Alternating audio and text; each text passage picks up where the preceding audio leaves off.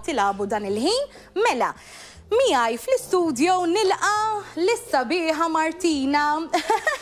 Kif inti, Martina? Mhux ħażin, tajjeb. Nirringrazzjak tal-li tinsab magħna. Grazzi intom tal-istedina. Inti għadek kif irbaħt il-konkors Kanzunetta Indipendenza l-ewwel net.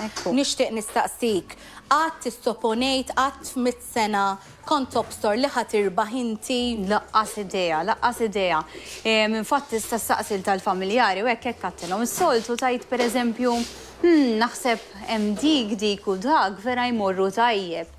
Imma d-darba għattilhom il-kantanti kollha tal-istess livell, kanzunetti vera tajbin u vera kienet sorpriża. Sorpriża li kienet. Ħafna.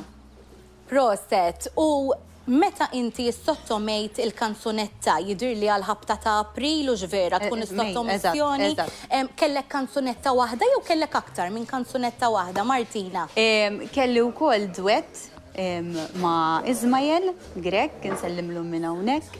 Nselmulu lill-Ismael. Nselmulu, iva. Però ovvjament intażlet il-kanzunetta ħajjitna u minn hemmhekk mexxejna sal-finali. Ekku, fuq klim u mużika Klim ta' Emil Kalleja Bejlis u mużika ta' Edward Abela. Proset, illum Martina wkoll għaluli li għandha sorpriża t-telespettaturi u ġvera li xanna il-video mużikali ekku iktar tard ukoll ikollhom l-opportunità li jarawh. Eżatt. Martina, x'qalulek il-ħbiebu tal-familja wara r-rebħa tal-konkors Kanzunetta Indipendenza? Tal-familja kienu ħajmutu dak il-ħin fis-sala. Imma ovvjament kulħadd jgħidlek proset, kulħadd jifraħlek. Jafu li persuna li jekk irrid xi ħaġa vera naħdem għaliha.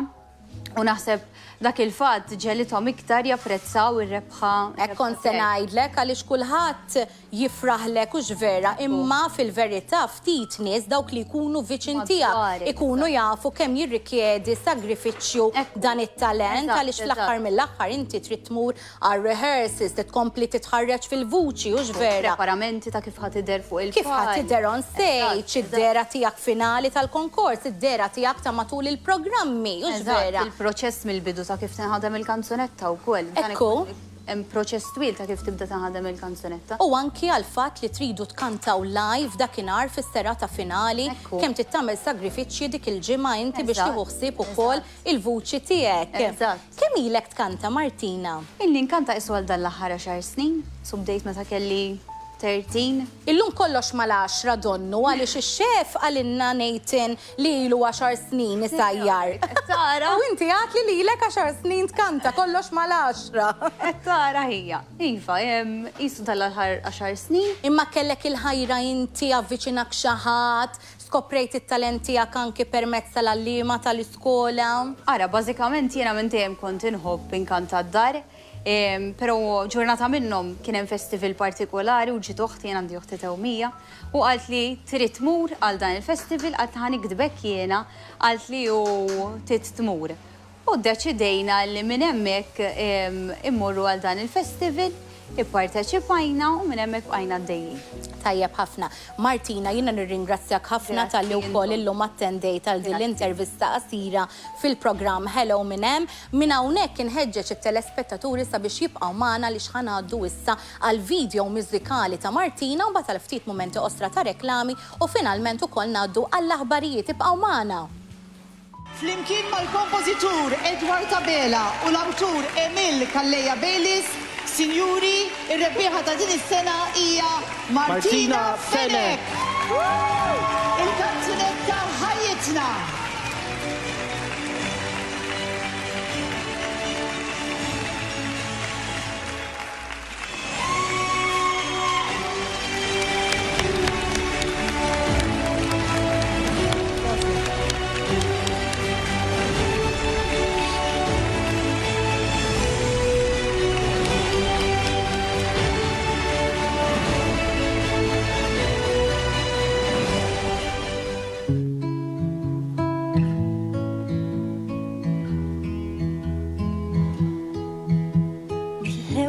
ġenwina fik sibt qalb ħanejna l-lum. B'karattru vivaċi turi l-int kapaċi jum. Int Tmimli passjoni, din tijek missjoni, aziz. Ma xulxin, f'kull waqt u f'kull ħin, f'ħajjitna